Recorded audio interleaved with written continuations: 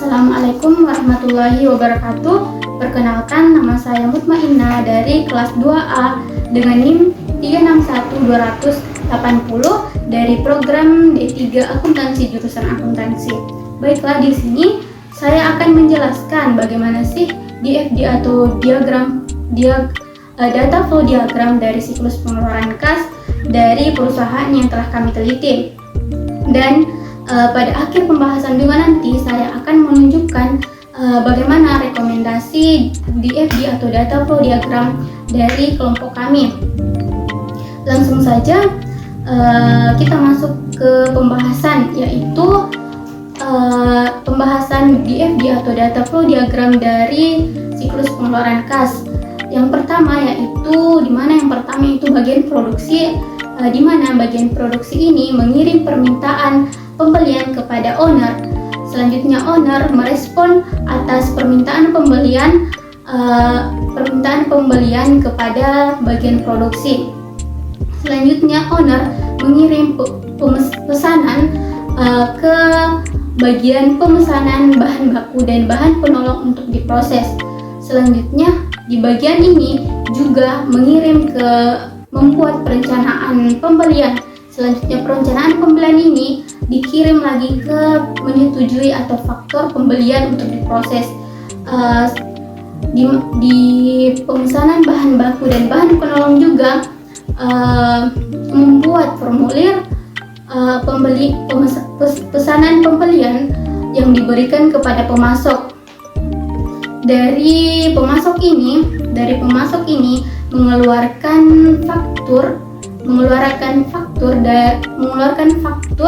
untuk diproses ke bagian pengesahan atau menyetujui faktur pembelian.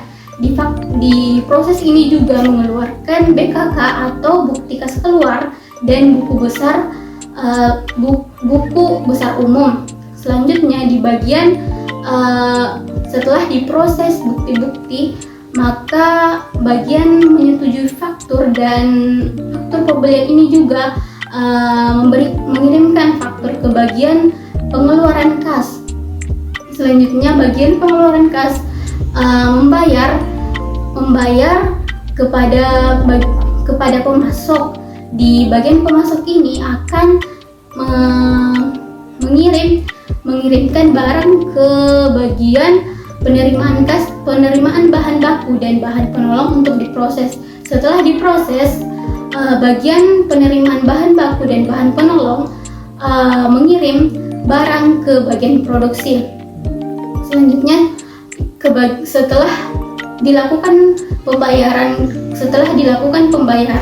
ke pemasok, bagian pengeluaran kas memproses dan atau mengeluarkan BKK atau bukti kas keluar dan buku besar umum. Itulah DFD atau data flow diagram dari siklus pengeluaran dari sisi perusahaan. Selanjutnya saya akan menunjukkan DFD atau data flow diagram dari siklus dari siklus pengeluaran kas dari rekomendasi kami. Selanjutnya saya akan menunjukkan perbedaan atau rekomendasi dari data flow diagram. Di sini kami menyarankan data flow diagram sebelumnya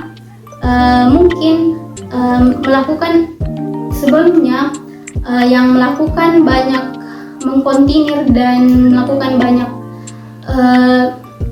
kegiatan, yaitu owner. Nah, di sini maka kami menyarankan membagi beberapa bagian, yaitu dengan menggunakan berbagai departemen dan menggunakan pengendalian persediaan. Nah, itulah rekomendasi dari kelompok kami mengenai DFD data flow diagram dari siklus pengeluaran kas. Sekian dari saya. Wassalamualaikum warahmatullahi wabarakatuh.